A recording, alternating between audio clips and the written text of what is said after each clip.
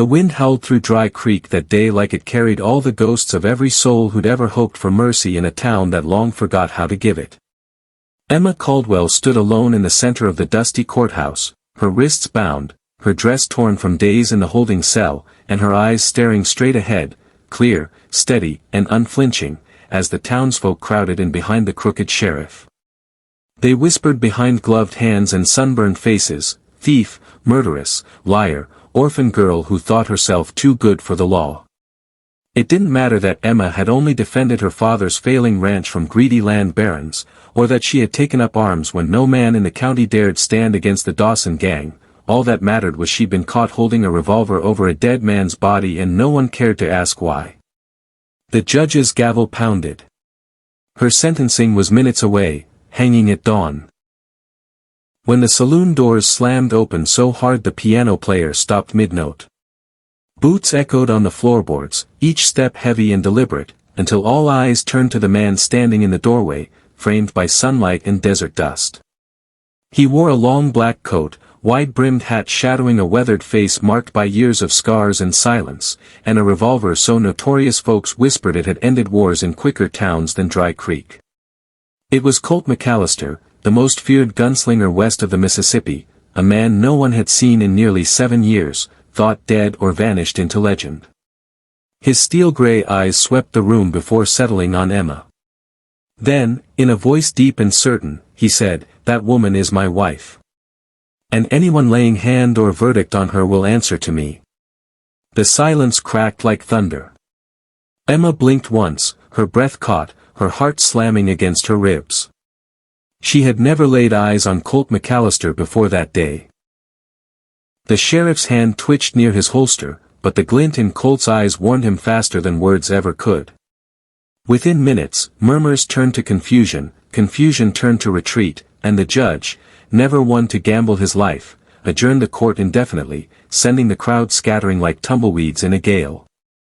Emma was left standing in the middle of it all, rope slipping from her wrists as Colt approached her slowly. His voice softened when no one could hear. "You don't know me, ma'am, but my brother did. Elijah Caldwell. He wrote me once, told me about a sister brave enough to stare down devils and gentle enough to mend broken horses."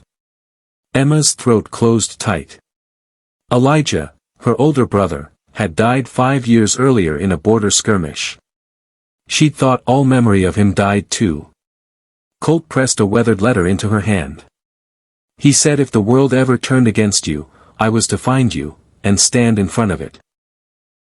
Her knees buckled then, tears falling silent and hot down her dust-smeared cheeks, not from weakness but from the sudden, overwhelming weight of someone choosing to believe in her when she thought the world too barren to offer such grace. Colt tipped his hat, extended an arm she hesitated only a second before taking. Over the following weeks, Dry Creek changed. Slowly, unsurely, but steadily. When folks realized Colt wasn't there to gun them down but to build fences on Emma's land, to repair the church roof, to hand sacks of flour to widows too proud to ask, when they saw Emma riding beside him, back straight and chin lifted, daring anyone to question her right to exist free and fierce, whispers became handshakes, and handshakes became invitations. In a town that once spat on orphans and burned the weak, kindness spread like water in the desert. Emma opened her ranch gates to drifters and settlers alike. Colt taught young boys to fix wagons instead of drawing pistols. Old feuds dissolved under shared meals on Sunday porches. One evening, as twilight softened the red clay hills and fireflies blinked between the mesquite trees, Emma sat beside Colt on the front step of the ranch house they had rebuilt from splinters. "Why did you risk everything?" she asked, voice raw but steady.